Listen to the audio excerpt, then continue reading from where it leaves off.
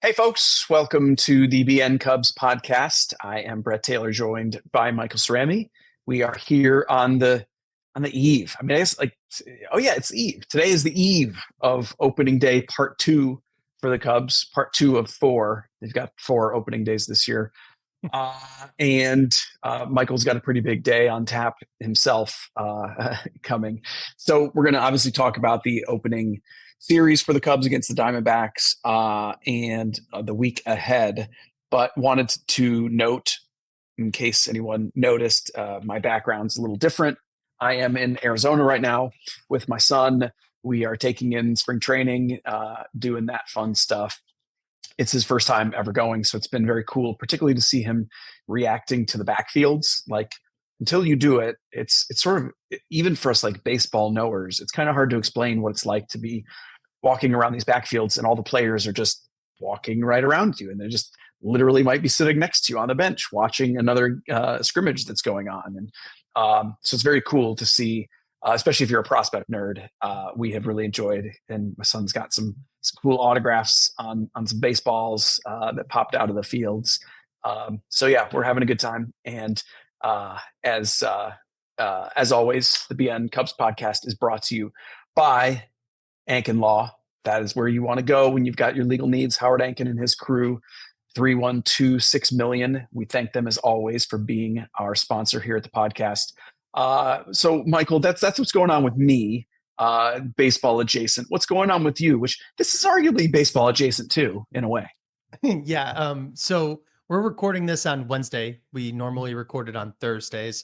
Partly, we're doing it today because Brett is out in Arizona. You're going to opening day tomorrow after some spring training action this week. Tomorrow, my wife is going in to be induced for our second baby, but because Brett's going to be at the game, I will be covering the game. That starts at 9 p.m. until, it ends at 11, hopefully 11. I'll post the enhanced box score, and then I'm going to get in the car and we're driving to the hospital at midnight when we're checking in to have our second baby. So no one better ever question my dedication to covering the Cubs. On Bleacher Nation. But I am, it's honestly going to be great. We did this for our first baby 2, this like a midnight induction thing. And those last few hours are the worst because you can't do anything, can't go anywhere, but you can't go to the hospital yet either. So at least this will be a nice distraction for me, probably less so for Danielle. But that's why we're recording here on Wednesday. It's going to be a weird day tomorrow, and we thought we'd get ahead of it. And you'll be screaming at Justin Steele, throw strikes. Exactly. Yeah, no, I was thinking that it is a testament as much to her commitment as yours, that you'll be covering the game, especially in service of me getting to go to the game. So thanks. Yeah, it better be a good one at least. No extra innings. If there's extra innings, I might have to leave. You might have to. Hey, I think people understand. If it goes to extra innings, you will get an EBS. It'll just be there in the morning when I wake up and do it. That's right. So, okay, let's talk about that game and the series that it is part of for the Cubs. They open in Arizona against the Diamondbacks. They have already sort of opened their season. Obviously, the Tokyo series, which the more I look back on it, the more they feel like sacrificial lambs to Major League Baseball. Which, yes, there's a little bit of pettiness in there, but it does feel that way. So I'd like to treat this a little more as an opening day, and the Cubs are just playing with one leg tied behind them on the season. They get to start 0-2. And an interesting note at the top about this series: so the Cubs are playing the Diamondbacks in 4, and yet they will not face Corbin Burns in any of those 4 games. And so that isn't to say the rest of the Diamondbacks rotation, particularly Zach Gallen, who will start the opener, isn't an impressive group. It does feel like a nice, modest boost to the Cubs, particularly at an early part of the season where the April schedule is brutal in terms of the teams they're facing. The fact that they're starting with a 9-game road trip that's out west. They get not only this opener for the Diamondbacks, okay, which sort of positive energy for the Diamondbacks. They get the A's opener in Sacramento, which, by the way, it'll be the first big league game ever played there. They're wearing Ricky Henderson's number as a celebration for him. And the Cubs have to be the other team for that. And then, of course, the Cubs get their own home opener next week against a very good Padres team. So, I mentioned this at Bleacher Nation in a post. If getting through April with 10 wins, honestly, I know that doesn't sound like much. They'll be 10-15 at that time, but I just don't think that would be a terrible start. And it begins with this Diamondback series where the Cubs have not always fared well at Chase Field. I just have some horror show memories of games there, and it's tough to win a 4-game series. Yeah, wait. So you sparked something for me, because before I realized that Corbin Burnes was going to be not pitching in this series, I had started a draft on an article about how not unfair, but how a bad luck it is that the Cubs, or not just the way it played out, that the Cubs are going to get, for example, the top 2 starters, no matter which the teams were, when they played them this way. But then the Diamondbacks pulled Corbin Burnes out. So that was great. And missing one of the best starters in baseball in a 4-game series against a team is pretty unlikely. So that's a special boost. It still isn't great because they're still getting, in their first 6 games, one team's 2 best starters, and the Dodgers, they're all their best starters. The Diamondbacks are still getting, I guess, better. Because Corbin Burnes isn't pitching. But here's the thing. So anyway, that sort of reeled me back in. And then when you were talking about it, it sort of struck me. It's not just that they're missing Corbin Burnes that it's a benefit. Here's a benefit to the Cubs.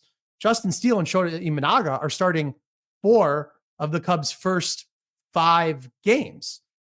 That is actually probably more beneficial to the Cubs than what the opposite would have been, which is even if Corbin Burnes was pitching, you're still getting to throw your 2 best stars. For the Cubs, there's a big drop off after those 2 also, theoretically. So you're actually getting probably a bigger benefit on the starting pitching front. And Shota's going in game 3, I believe, not game 2, but still, 4 out of the first 5. Yeah. So that actually might be a nice little boost in the Cubs' favor.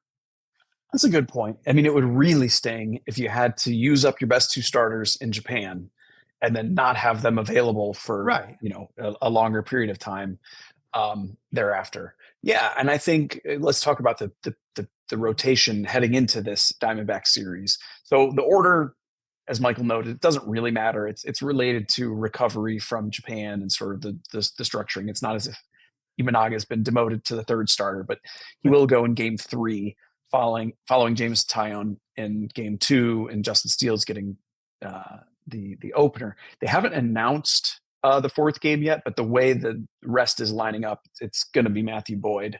And then that'll leave Ben Brown to be the one starting that first game in Sacramento. Because, of course, we learned this week that Ben Brown will be the 5th starter for the Cubs out of the gate. 2 quick things on that. One, obviously, this is related to Javier Assad's injury. So he's starting behind it. He would have been the presumptive 5th starter. And then also, I think we don't necessarily do any of them a service. This back group, the Assad, Jordan Wicks, Ben Brown, and Colin Ray, even to some extent. I don't know that we do them a service by being like, oh, it was a 5th starter competition and Ben Brown won. Yes, of that group, if you were just looking at upside, who has the best upside? For me personally, it's Ben Brown, and it's always been Ben Brown because he showed That's assuming last year. Cade Horton doesn't count, right? Cade Horton is not in the conversation. Yeah, because of his last season where he missed most of the year with the lat injury, I am mentally divorcing him from all of this because I don't want to, mostly just for myself, I don't want to count on him coming up and being a part of this because you're right. Well, and he certainly wasn't even an option for opening day. For spring. Even if he is going to be this year, he was never really in consideration. Right. And so I think they're making the right choice with Ben Brown, but it's not, I don't think they would say that it's like, well, they all came in and competed and Ben Brown won. it's a combination of a lot of reasons why it's him for now, including the fact that I'm still not convinced that the Cubs are going to really go with a true traditional 5-man rotation early in the year. You have the off days, and they've even said it, that, you have guys that are not as stretched out as they would normally be, or more stretched out, or trying to preserve this guy, that, I just think they're going to be more creative in ways that maybe we can't predict. You've been trying to talk this into existence for like 8 years. I don't know if anyone actually has read more of your stuff than I have, just because Brad has been trying to make the Cubs do a 6-man. They might. I think you're right. And I think this year with Craig Counsell, with Colin Ray, with guys like Jordan Wicks and Javier like the makeup of this team in particular, and even guys like Shota Imanaga, who typically need or typically have had more rest between starts, both in his career in Japan and then last year as well. It makes more sense than ever, but you've been wish casting this for so long. It's like, you remember that, right? Like, yeah, it's like me saying, I really think they're going to do this, is translation to me being like, will you guys please do this? Yep. I mean, and to my own credit, I would note, I guess, Craig Counsell in his time with the Brewers was always a proponent of getting guys that 5th day of rest. Like it wasn't necessarily a 6-man rotation, and we didn't see it as closely as we would now because we don't follow the Brewers as closely as we follow the Cubs. But the way he did it is they would use random spot starts. They would bring guys up for one game and then send them back down. And he was just always trying to buy that extra day of rest for his main starters. So like they had a starting 5, but it seemed like they were always starting on 5 days rest, which you would associate normally with a 6-man rotation. And Michael's right. The group the Cubs have this year, in large part because they have so many optionable starters, they have not always had a strong group of optionable starting pitchers for the back end of the rotation. They have multiple guys who can swing in and out of the bullpen. You don't always have that. And they have, I don't want to put too much of it on one pitcher because it's applicable across some others. But like when I look at Matthew Boyd and I think about what's the most effective version of him over a full season, it's sort of like, could you do him in 4 and 5 inning bursts for his starts and give him a little bit of extra rest? Because I just don't know that you're going to get more than 100 innings out of him this year due to past injuries. And then he only threw 50 innings last year. Ben Brown too, you could almost say is the same situation, having thrown 50 innings last year. So yeah, I do think that.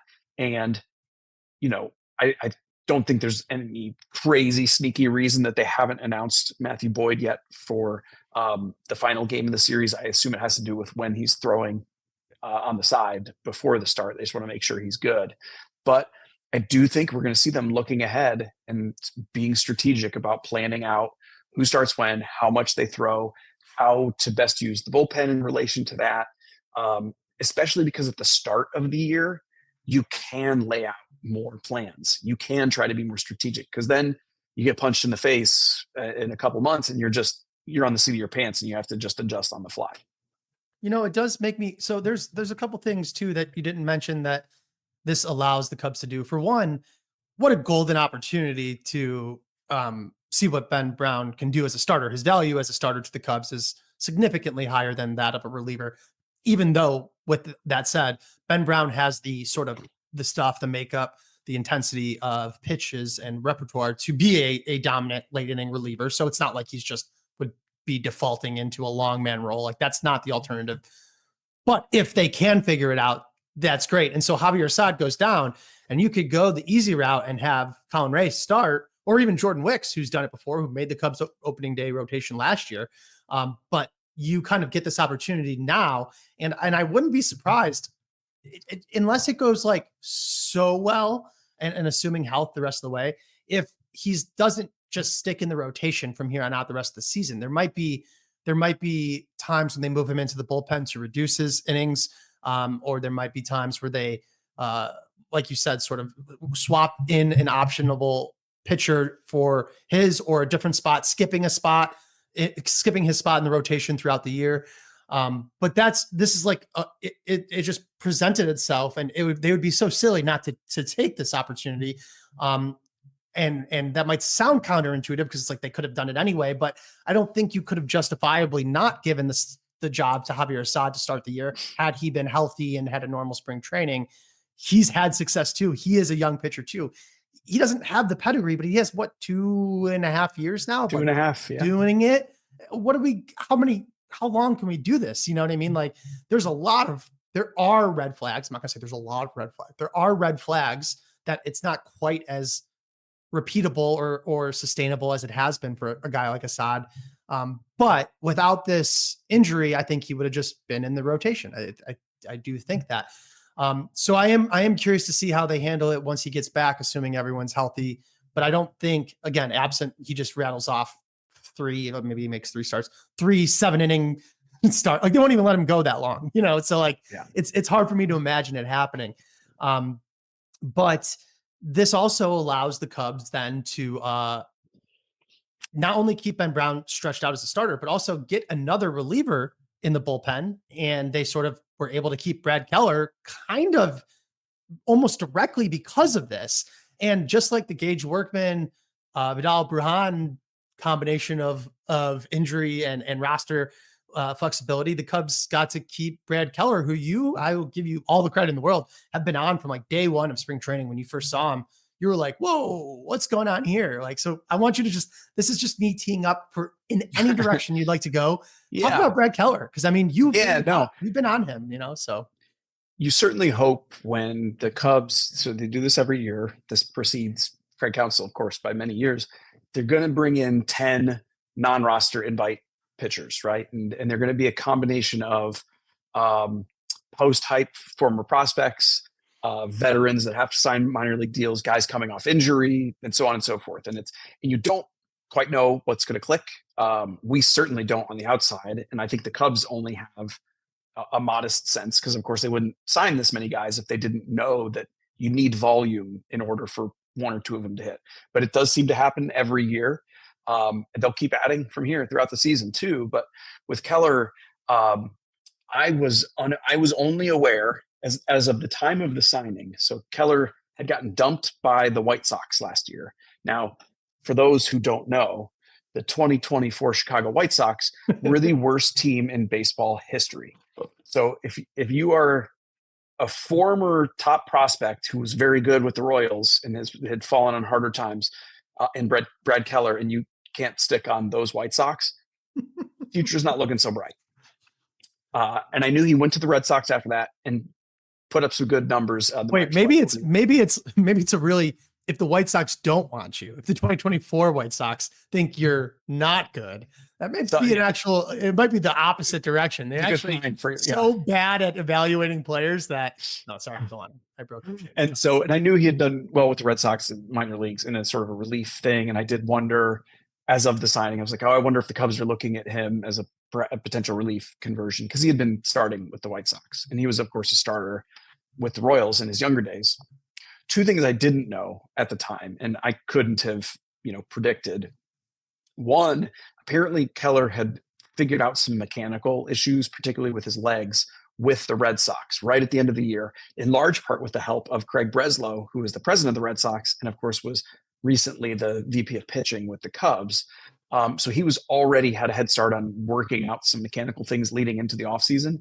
And he was the Cubs' first non-roster target. I have heard as the offseason opened, they were like, we specifically want him. Makes you wonder, well, 1, why weren't the Red Sox doing the same thing? But anyway, all's well that ends well. The second thing I didn't know, and this was known, I just didn't know, is that Keller had surgery to address thoracic outlet syndrome 2 years ago. And one thing we know about that issue, repetitive stress injury in the shoulder, where a rib is impinging on a nerve, and you lose some feeling in your fingers. And so it makes it harder to pitch effectively, because obviously if you can't feel your fingers as well, you can't pitch as well. And we know that guys can return from that procedure at approximately the same rate that they do from Tommy John surgery, but getting a feel for pitching thereafter again and sort of figuring out how you're going to be able to be effective can be a multi-year process. Keller's only 29, and you sort of have hopes in that respect. But again, against all that backdrop, I still wasn't expecting him to look like he looked in that first spring appearance. Is that gun hot? I mean, he was hitting 98. I mean, I cannot wait to see it. He's been hitting 98. All spring, different stadiums. He's been hitting 98, and his breaking pitch was so nasty. That was even more that first appearance that I watched. He made a couple guys look foolish, and that is the kind of thing that in spring training, particularly at this type of signing, that you do pay attention to, because it's a guy who's clearly trying to remake his career. The stuff is obvious, and he has that past success in the big leagues. And that does provide some sort of learning value that you can carry forward, even if you've had to remake your game. So I'm stoked that the Cubs got him. I'm excited to see how they use him, what his role is. Probably doesn't immediately slot in as a later inning guy, because the Cubs have a lot of those options. But you're never happy about injury issues or anything elsewhere on the roster. But I was glad. So it was Tyson Miller is dealing with, I believe, a hip issue. Oh, right. That's the other one. And he does not have flexibility. There's no options. And so it did work out well timing wise to make it very easy for the Cubs to carry Brad Keller, because they don't have to, make any crazy decisions right yet on Tyson Miller. And like you said, same thing with Gage Workman and Vidal Brujan. If the Cubs decide to put Brujan on the IL, it does make the decision easier. They can keep Workman, and gives them another 7 to 10 days to make longer term decisions. How much of the love for Gage Workman is because of his middle name, and how much of it is because of his spring training performance? And then how much of it is because he was like, a top-ish prospect type of, not like tip top, but he was a prospect with a name. What percentage are you getting to each of those? Because I'm not kidding. I'm being dead serious. Each of them is playing a significant role. His middle name is Tater, which is incredible. You didn't know. Yeah. Real, like not a nickname. Yeah, that's not. I'm not like his middle name is Danger. This is his middle name is Tater. That is absolutely stoking people, and I love it. Absolutely included in that, inclusive is the spring training performance, which has been really good.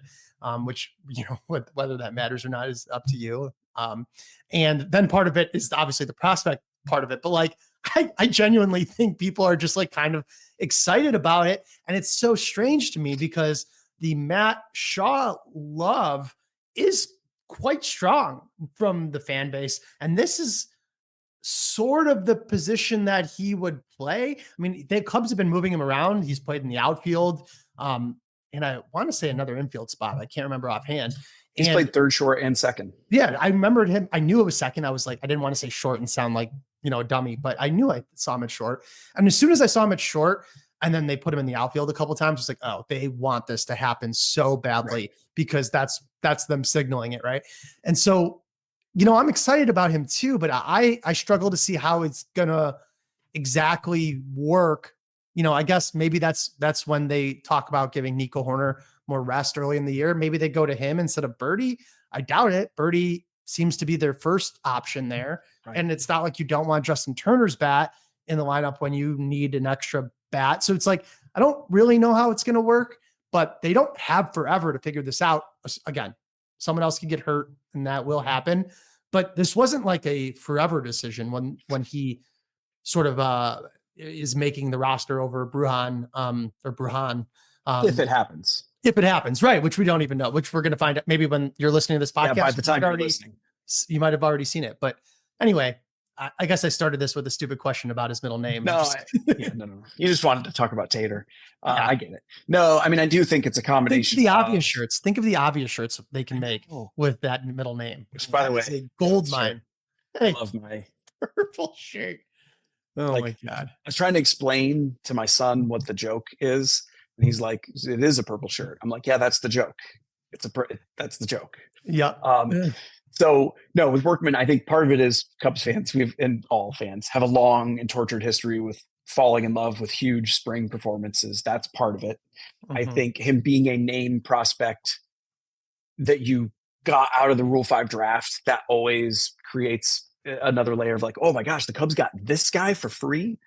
And I think I'll add the one for me that I don't know if it's true for as many other people, but to me, the fact that he has that plus glove and runs the bases very well and has a lot of natural power, like he checks a lot of that guy could be a useful bench guy boxes that for me got me excited about him this spring, because I thought it would be silly to be excited about him as like supplanting Matt Shaw or even John Bernie, right? So it's sort of like, what can he be that would get me excited?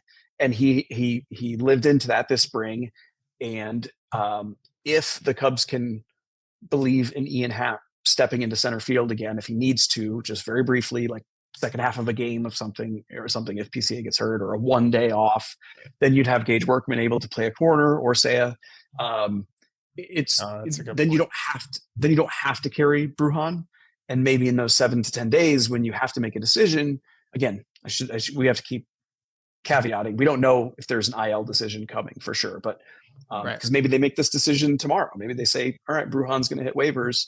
And also I guess the factor, since he's a Rule 5 pick, people just get excited about Rule 5 picks in general. Well, they should. I mean, there's good players taken and untaken. Wilson Contreras, right, was famously not protected, not taken in the Rule 5 draft. So it's just one off. I guess the last thing I'd say on Workman too that got me modestly excited is he gave up switch hitting last year. So he was a little bit of an older prospect at AA, repeating AA, which that you get a little nervous about that. But he had given up switch hitting. So he was batting lefty exclusively, facing lefties. And his production throughout the year got better and better and better and better and better, including more contact, fewer strikeouts, more walks, more power. So it was sort of like all of the things you would hope to see from a guy making a big change like that, you did see. Now, it was at AA. And if he bumps up to the big leagues in a bench role where he's hardly ever playing and he's facing way better pitchers once a week, it's going to be tough for him to produce. But I think for now, I agree with you that the Cubs have clearly signaled they really want to be able to keep this guy. And so I dig that they can. All right. Do we leave that part there? Ready? Yeah, I think so. So we're going to do our game, our pod ending game. Michael's going to tee.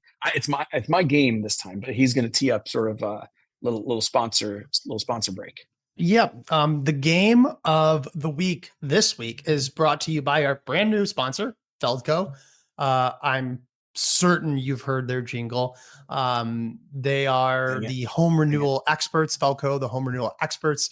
We're proud to be partnered with them for almost 50 years. Feldco has been transforming Chicagoland homes with their windows, siding, doors, and roofing.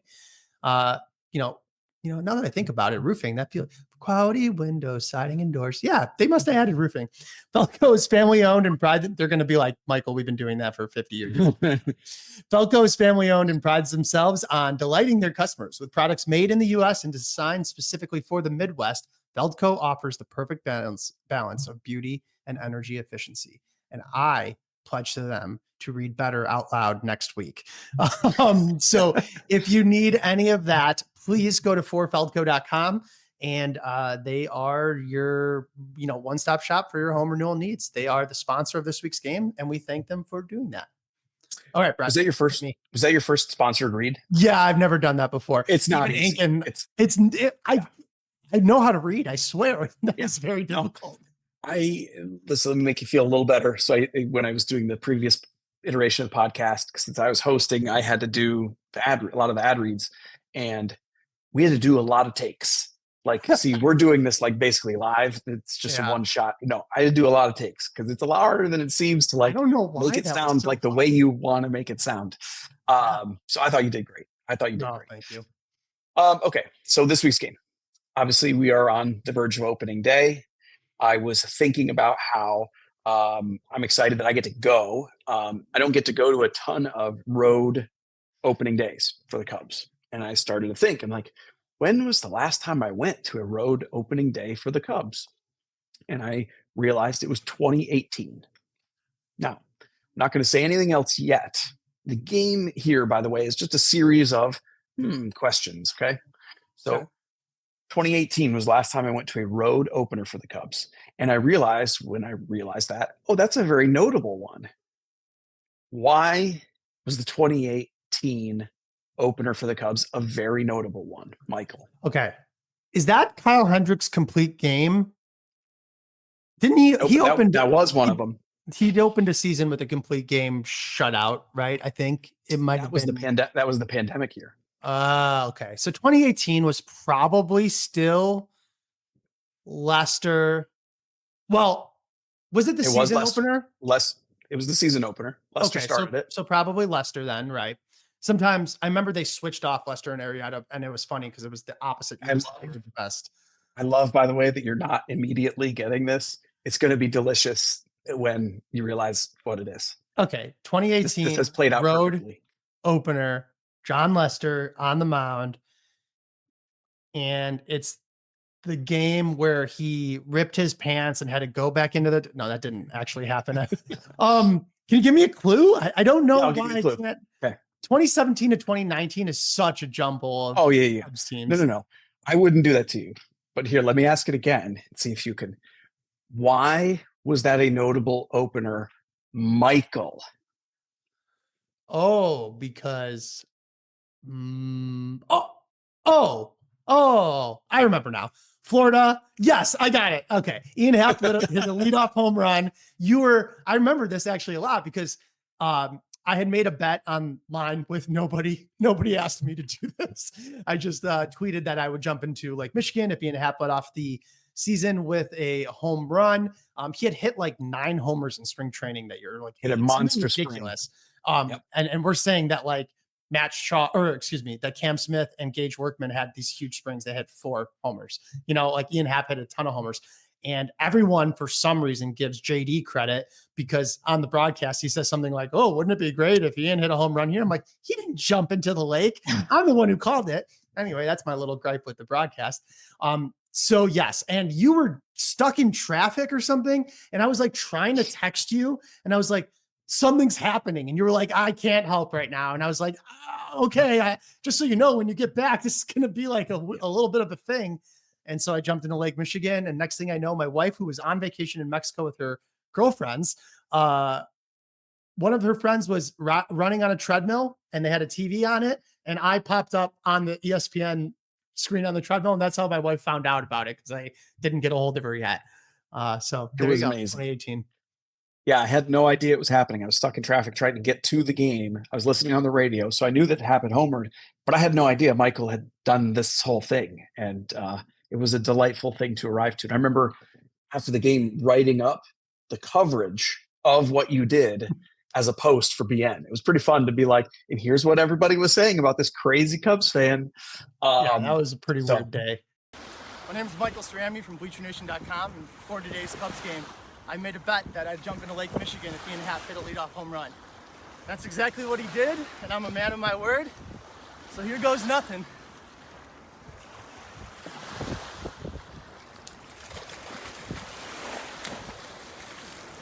Good. That was awesome. And it was the last road opener for the Cubs that I went to. Last little bit from it. I was hoping that would play out that way. That was delightful. There were 2 other home runs in that game for the Cubs. And I'm curious if you remember anything else about that game, including did the Cubs win? So I remember, man, I'm actually blanking on his name now. The starter for the Marlins he threw hard and then he ended up not working out with the Marlins. And he went to what was his name? Do you have it offhand? Jose Urena. Right. Exactly. Okay. So he was pitching. Ian Happ homered that year. Still, everyone was still together for a few more years. So there's no surprise lineup things there. I'm going to go ahead and guess that Kyle Schwarber homered. Check. That's one. And you're saying there's one other one. And boy, Rizzo's a Florida boy. Maybe he homered at home and in his home state. That's number 2. That's number 2. I am good. Nailed it. Look at that. I do not remember if the Cubs won. I genuinely, I have no idea. Yeah, I will admit I don't remember the particulars of this either. I do remember the Rizzo home run because I was there and I remember that was a bullet. The Cubs won it 8-4. Okay. So 2018, and of course, as everyone remembers, the 2018 Cubs went, end to end. That's how I remember it. That they held first place from the first game until the last game of the regular season, and you won't convince me otherwise. That was the game until game 162. They were in first place until game 162. Game 6 to yes. That just to linger on that for a second. I said I wouldn't do this because we're supposed to keep these pods to the right amount of time, but it bums me out that they went NLCS World Series, NLCS 95 win season. I think they won 95 that year. It's like, and instead of being the first seed in the National League, which is what they would have been had the Cubs, the Brewers not caught them. Correct. They go from first seed in the NL to wild card to game 163, which sucks, to wild card to out of the playoffs. Like it's such a weird quirk of the MLB playoff system of the time. It's a little bit different now. I guess it would have played out the same way. And that stinks, like that's such a bummer because that could have genuinely been a fourth deep playoff run. And then I really do think you look at that era a little bit differently. If they, especially if they got to the NLCS, 4 straight NLCSs is like, that's a bigger deal. You know what I mean? Yeah. So that's a bit of a bummer because they did what they needed to do in the regular season, just one game 163 and then a one game, or maybe it was a one series playoff. The Rockies. Was it? It was just one. Yeah. One game, extra innings.